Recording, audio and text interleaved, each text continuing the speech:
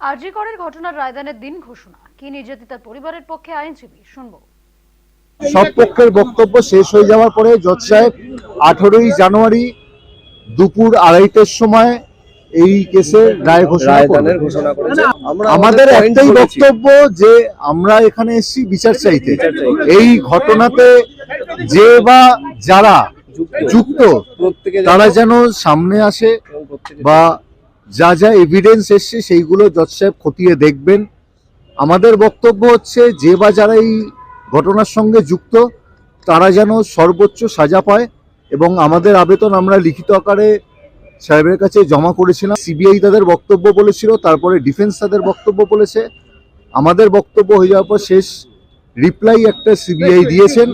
এখানে বলে রাখছি যে যেই চার্জশিট জমা হয়েছে তার একটা অংশ জমা হয়েছে, প্রিলিমিনারিটা জমা হয়েছে, এখনো সাপ্লিমেন্টারি জমা হয়নি, যেটা এখনো ওটাতে জমা পড়েনি, হয়তো আগামী দিনে জমা পড়বে, এবং তদন্ত পুরোপুরি শেষ হয়ে যায়নি, এখনো তদন্ত চলছে।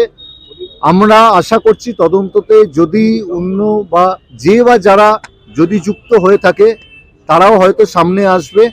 হাইকোর্টে একটা পিটিশন অলরেডি ফাইল করা হয়েছে, যেখানে একটা ফার্দার ইনভেস্টিগেশন চেয়েছি। এখানে বলে রাখি, ফার্দার ইনভেস্টিগেশন আর রি ইনভেস্টিগেশনের মধ্যে তফাৎ আছে।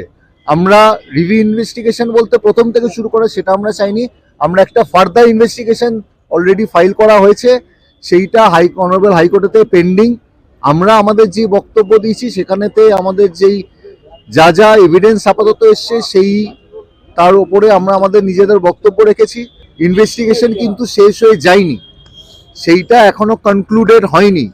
যতক্ষণ না সেই পার্টটাও জমা পড়ছে ততক্ষণ আমরা যেটা জিজ্ঞাসা করছেন সন্তুষ্টর ওপর, সেই জায়গাটা এই মুহূর্তে বলতে পারবো না। কেন, কনক্লুসিভ চার্জশিট সাবমিট হওয়ার পর সেইটা প্রডিউস করার পর যদি আমরা দেখি যে কোনো কিছু বাদ গেছে বা কিছু, সেইখানটা আমাদের বলার জায়গা রয়েছে।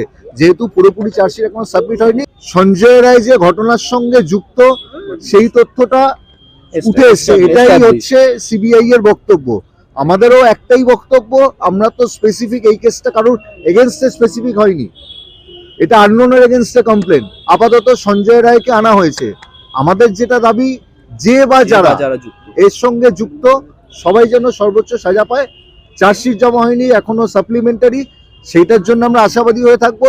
আরো কিছু তথ্য যদি বেরিয়ে আসে, এবং যাতে আমরা বলতে পারি that this case has been prove beyond reasonable doubt. এই কেসটা এখানে শেষ হয়ে গেল, এই কেসটা এখানে ইতি হয়ে গেল তা নয়। যেইটুকু তথ্য পাওয়া গেছে, যেই পার্টটাতে সঞ্জয় রায়ের উপর চার্জশিট রয়েছে, সেইটুকু পার্ট সেইটুকু তথ্যের ওপর বেস করে সেই মানে আমাদের আর্গুমেন্ট ছিল, সেই ওপরে বেস করে এভিডেন্স হয়েছে, এবং সেইটার উপর বেস করেই জজ সাহেব জাজমেন্ট দেবে। পরবর্তীকালে সাপ্লিমেন্টারি চার্জশিটে যদি বাকি কারোর নামে উঠে আসে, তাহলে তাদের আবার যেমন এই কেসেতে সাক্ষ্য গ্রহণ হয়েছে সেই সব